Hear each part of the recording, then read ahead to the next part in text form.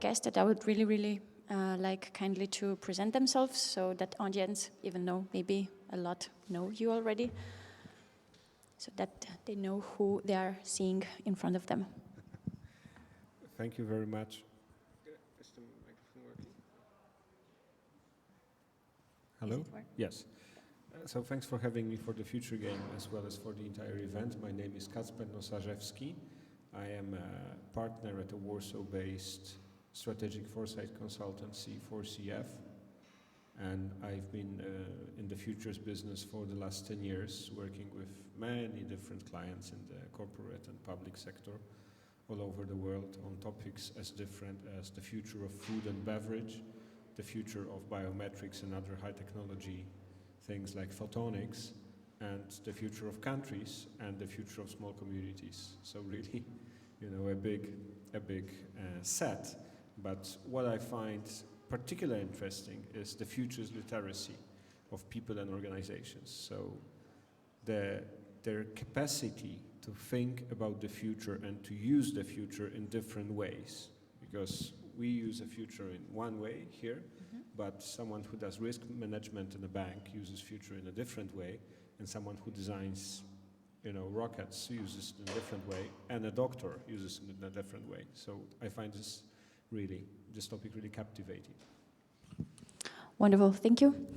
And yes, even we played this game. Yes, so good morning all. So my name's, I think I was being announced as a Jedi, so my name's Romain Forestier. I'm indeed a Jedi, and I work for Jedi, which is a non-profit foundation. We're Jedi for the Joint European Disruptive Initiative. And you mentioned the various ways in which we can analyze the future in various organizations.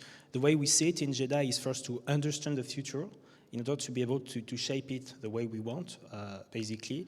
And so we do mostly two things. First, we do foresight on a bunch of technical subjects in order after that to launch grand challenges, open scientific competition with very specific metrics in order to craft the technologies of tomorrow that we think are key for the environment, for cyber, for healthcare, and so on. I'm very happy to be there again. Wonderful, thank you. So what is this game about? I will make a short introduction. The purpose is to understand and to learn more about the future through conversation and through introspection. So, the rules of these games are very simple. Each player has to choose 3 cards, no matter the color, and then read them out loud, and then choose one which is much interesting or close to their heart or close to what you're doing in your day-to-day life, and talk about it. The other guest can also make some notes or some comments or have an insight on it. But who wants to choose? And who has to start? Flip a coin. Okay. Flip a card, but I can start. Okay. So, this one, and this one. So we have full VR immersion feels like real life. How does the IoT, so Internet of Things, and 5G transformation change business models? And digital smells and flavors have become mainstream in advertising and entertainment.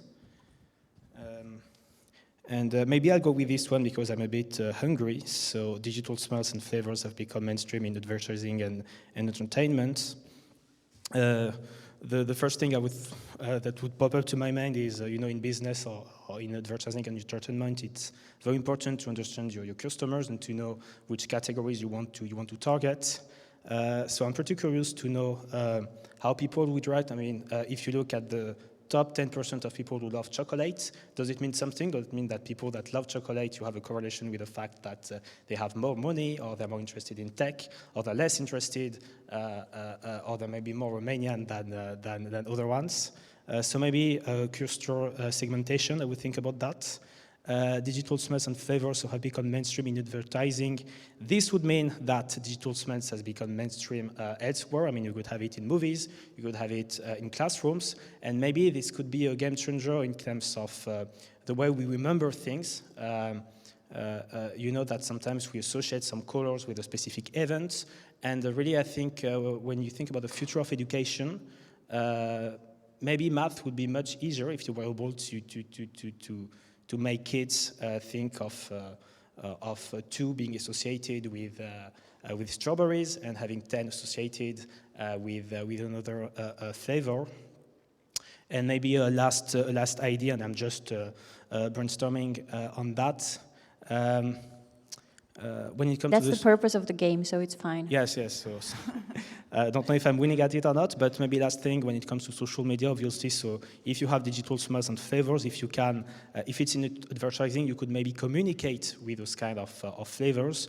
And when you think about, all the one emoji can mean so many things when you send just one through your text message.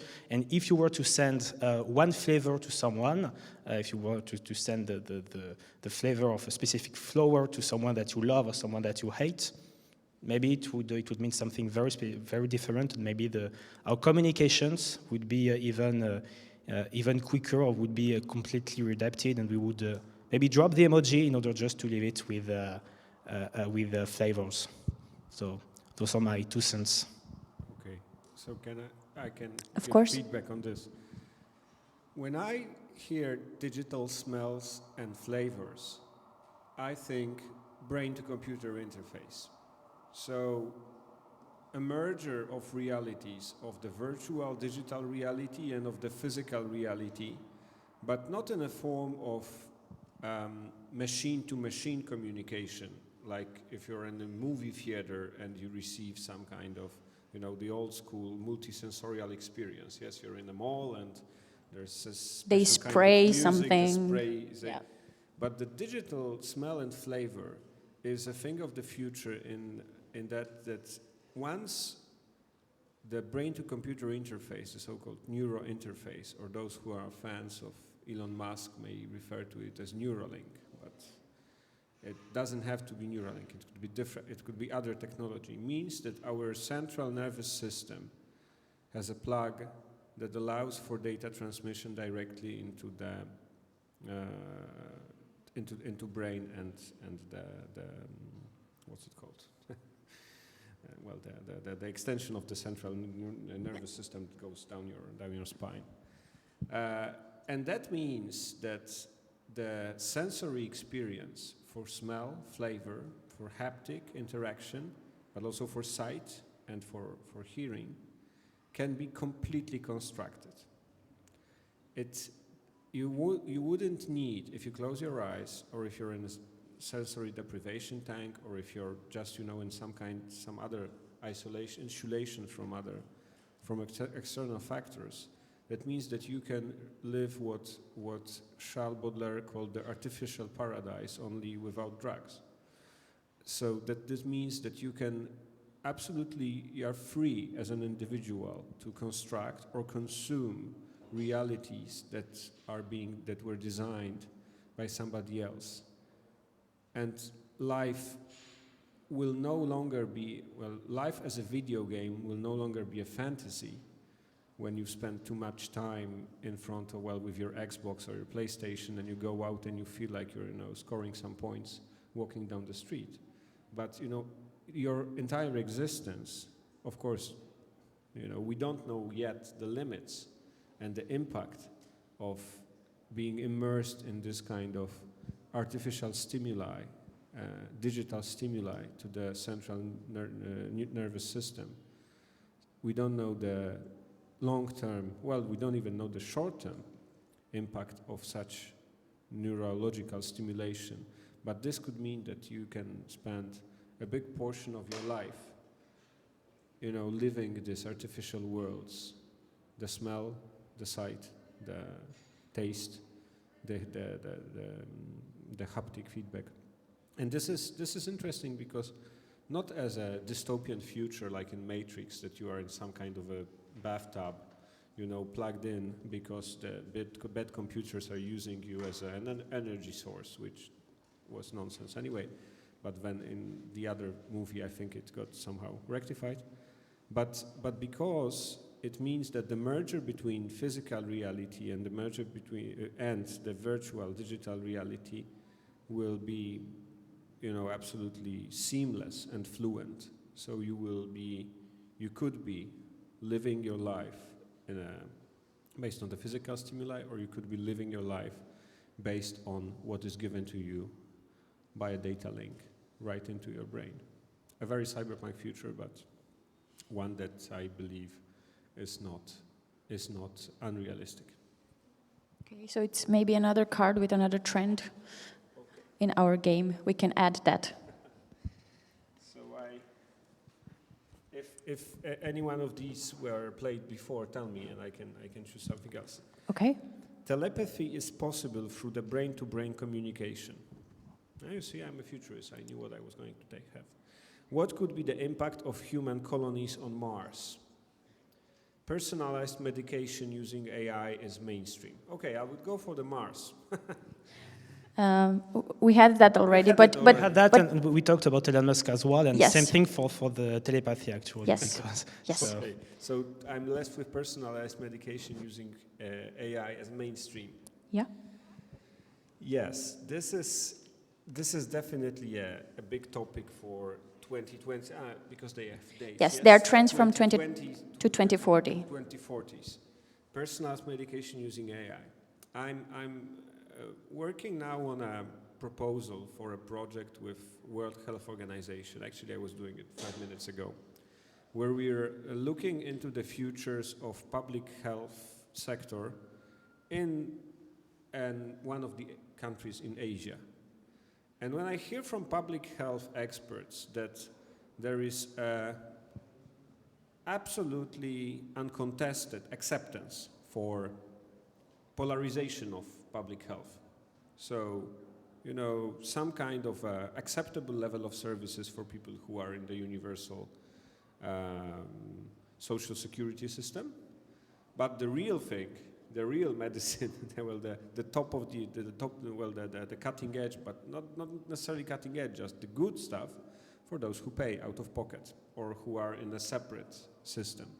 And as much as we enjoy in Europe a very democratic and welfare state kind of access to medicine, regardless of what our individual experiences, of having many out-of-pocket expenses or having to spend on additional health insurance, this is really, in terms of volume, in comparison to the rest of the world, this is quite exceptional, because for for the majority of the world, out-of-pocket expenses and different layers or different worlds, small worlds of health insurance and a level of social security doesn't guarantee you what you need to stay alive or thrive, be healthy all the way until you're a senior citizen, and then you still want to have the mental and physical, a level of mental and physical activity that will give you, the kind of values, will let you fulfill the values that you have in life. So when I see personalized medication using AI, I'm asking the question, could that be because the use of algorithms solves one of the biggest problems, so the supply of doctors worldwide? AI algorithms can work 24/7, are much easier to scale because you can add, of course, there are architecture issues, but you can just add a few more mainframes, if you can add a few more server assets, and you can serve many more patients. So my question here, and my dilemma, one thing that something I guess we should reflect on, is would that mean better medication using AI as a mainstream for the privileged few who, like us, have access to a decent, in Europe, although it's different between the countries, of course, have access to decent healthcare as part of our social security, and the more affluent, more rich, more well-to-do people around the world who don't need to rely on public health, on social insurance? Or does it mean that we'll no longer have these polarities of the system, because the cost of delivering medical services and medication, and also perhaps producing pharmaceuticals in an open source environment using AI, and without the patents perhaps, it could mean that people will have better access. That remains to be seen, and this is something which we should really be looking into. So maybe it's not the target group, maybe it shouldn't be the rich, which they already have and they cannot. Yeah. The question is, of course, how to go about Yes. it. If it's a policy thing, or it is then space for activism. It should be the next big open source project, and sponsored by whom? Because definitely this is like the card. It has face and the others and revers. Yes. And we don't know how it will play out on our green table. Thank you. Do you have any? Yes, no, I totally agree with you on the issue. The issue being what you mean by mainstream. I mean, when you think about the vaccines of today, for COVID, for instance, you could say that they're mainstream in some part of the world, but when you look at Africa, for instance, you do not have enough people being vaccinated. So it's great to have AI applications being mainstream in Bucharest or in London, but if you don't have it elsewhere in the world, that's a bit of a shame. And in terms of applications, you were right to say that, for instance, you can discover new drugs, you can have new applications through AI, so new drugs, new vaccines. Something that would be amazing and that people are trying to do currently is to be able, in the case of COVID, to be able to predict the next variants, because we all saw that since Omicron is there, I mean, it's taking a lot of time to develop a new vaccine adapted to it.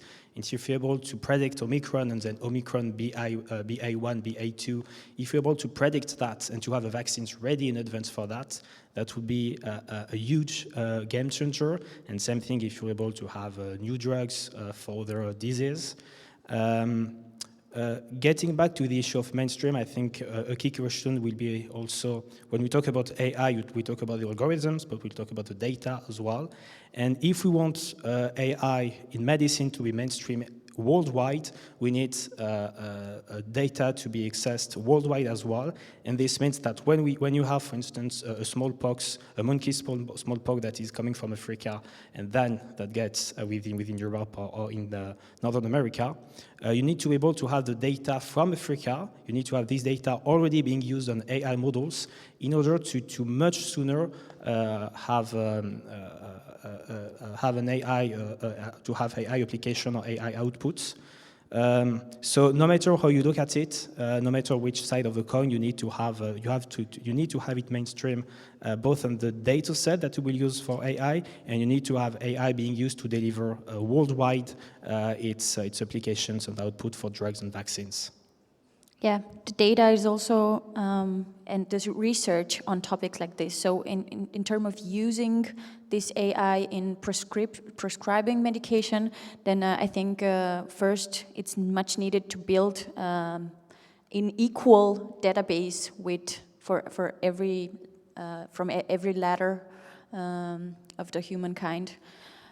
Well, there are significant obstacles along the way, because recently I was working with... Or opportunities. But there are enormous opportunities. One of the opportunities lies, for instance, in the analysis of everything that has been patented in terms of pharmaceuticals, and finding all kinds of loopholes to open it up. I recently learned from one of my clients that in some, like, for instance, dermatological conditions, but also in cardiovascular disease, which was very surprising for me, some patents can be opened up based on the fact that they've been. It almost sounded surreal, but it was, this was what they were doing as a business. They were taking Asian, mostly Japanese medication patents, but in a sort of evidence-based medicine. I'm not talking about some kind of traditional medicine.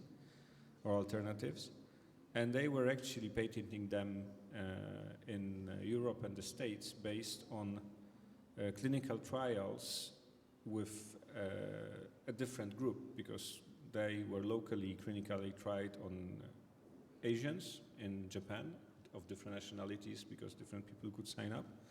But their trick was repeating the clinical trials on people of other races and then repatenting them for business, for commercialization, or for opening it up. And it almost sounded surreal, which shows the opportunities that you may find in those nooks and crannies of the legal aspects of intellectual property.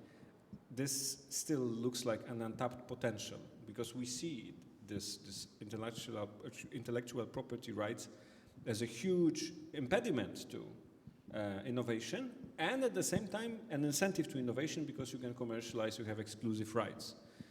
I think in the coming decades there will be some kind of change in the IPR and the intellectual property rights that will open up opportunity for a new kind of new deal on innovation and diffusion of innovations. Thank you very much. Yeah? Since we're mentioning, Paul, since you had this sort of call for action when it comes to policy making, just wanted to remind people that WHO is working on, and policymakers are working on a new treaty on pandemics. I think that there should be the first draft in next August. So obviously this will make us globally much more reactive to potential pandemics. And maybe just two things to complement. I mean, totally agree with you on the fact that we need to have a representative data set if we want to make sure that the vaccines are efficient on everyone. It will be tricky, though, when you look at rare disease. I mean, when you have diseases that are affecting 1% out of 100,000 or 1% out of 1 million, this would be very tricky, and we will need not to use usual AI, but to use small data AI to deliver new drugs, new vaccines.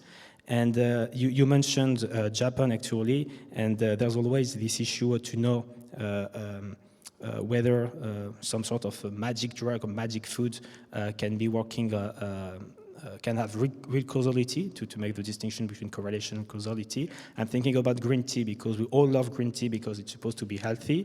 Actually, what you look is that people who are healthy, especially in Japan, are taking green tea.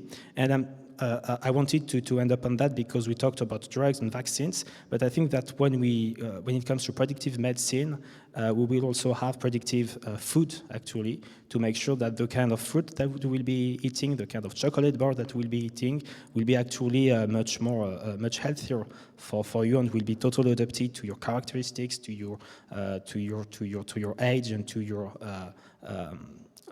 sport habits. So yeah, the future is exciting when it comes to that. We're happy to hear that, since we're at the Future Summit. It's a good news for us. Well, of course, it means that we can be a little biased, since we've already made it to the Future Summit. We may assume that future is exciting because this is how we got here. But with this reservation, I still uphold that the future is exciting. We need maybe a bigger data set, but so far 100% of... But I'm curious, what's your take on how do you tackle gathering database from the disadvantaged parts of community? How do you have access to that? And how do you offer this kind of AI technology in medication or in medicine in general? Maybe on that, just quickly listen to what the experts on the ground are saying, because usually they will tell you that you cannot force someone to be part of a clinical trial. Or when it comes to COVID, I mean, we saw in many countries that people did not want to get vaccinated. So just think about, some people might be reluctant to be part of some sort of a test. And very concretely, when you look at the way that some epidemics have been handled, sometimes people, were totally isolated to make some tests, but and they were protected from the disease, but they did not have food, or they did not have water, or they did not have any social life, and this leads you to having, by the way, a bad data, because if you're not able to run clinical trials or someone who has a good mental health, for instance, it creates lots of biases. So my advice on that would be listen to what the experts on the ground are saying. Listen to the experts, okay? Well, it's really a devilish question, because the disadvantaged groups are very diverse. And As humankind in general. yes, and in some cases, in some contexts, it's improving the institutions that helps to better take into account what the needs of the disadvantaged populations are, and in other cases, it's a parallel thing. It's a parallel strand of development of these solutions. The solution seems to be to refer to the way they are doing things already. And does not have to mean indigenous. Well, it doesn't only refer to indigenous people. No. It's to many different ways. So I think it's a case for policy design thinking and for a co-design of solutions. Because, too often we've seen the futures of disadvantaged groups being colonized by the dominant narratives, and it's no wonder that they, didn't want to take it up. Another problem, of course, is the misinformation. So the fact that as much as, the good ones are trying to get the disadvantaged groups on board on some social projects or innovation projects, there may be people in whose best interest is not to allow it. But this is a big topic in itself. Yes. Well, thank you very much. And Thanks to you. Thank you very much. yes, I hope this was full of insights and maybe ideas to reflect on. Yeah, if someone wants to, there's almost no one. But if someone would like to retry this, I'm happy to have it. Perfect. Thank you very much. Thank you.